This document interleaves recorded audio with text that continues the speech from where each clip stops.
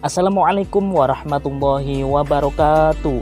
Alhamdulillah, mari kita syukuri nikmat yang telah Allah berikan kepada kita, sehingga kita dapat menjalankan puasa dengan lancar. Mari kita syukuri dengan membaca hamdalah. Alhamdulillahi rabbil alamin.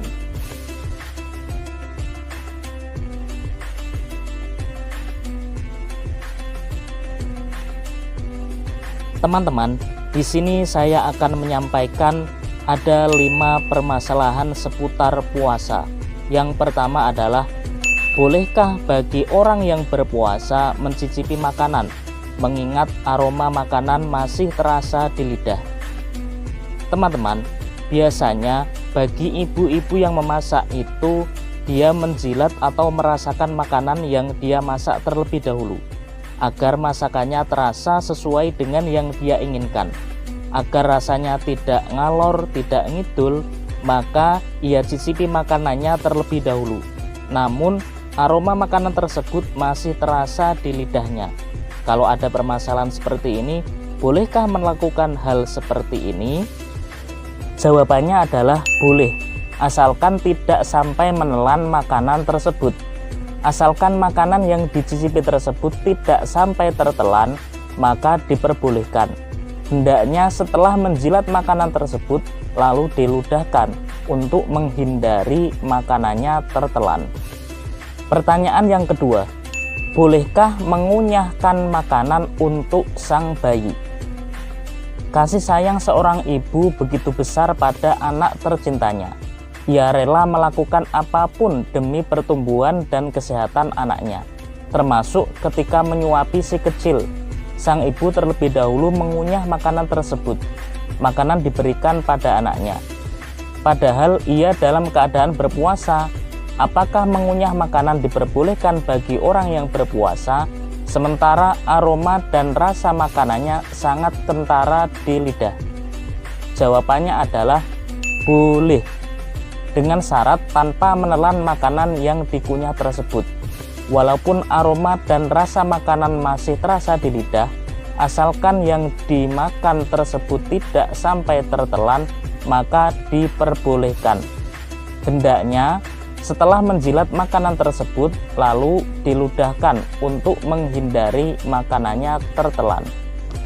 Hendaknya setelah kita mengunyahkan makanan untuk si kecil anak kita, kita berkumur untuk menghindari makanan tersebut agar tidak tertelan ke mulut kita.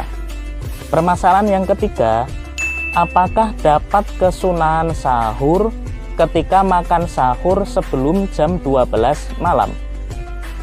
Untuk mengantisipasi rasa haus dan lapar saat berpuasa, agama menganjurkan agar mengakhirkan makan sahur. Hal ini tidak lain supaya lebih kuat dan semangat dalam menjalankan ibadah puasa.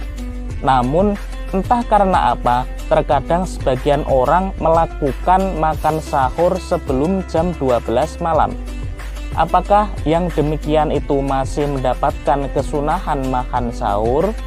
Jawabannya adalah tidak mendapatkan kesunahan sahur, karena waktu sahur itu mulai pertengahan malam sampai terbitnya fajar.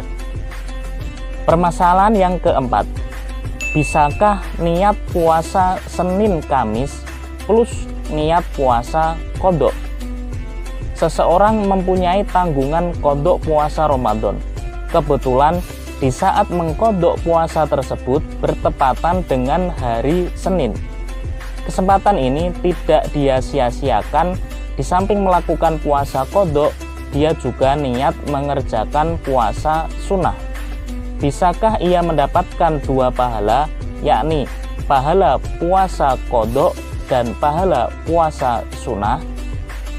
Jawabannya adalah bisa, apabila keduanya diniati.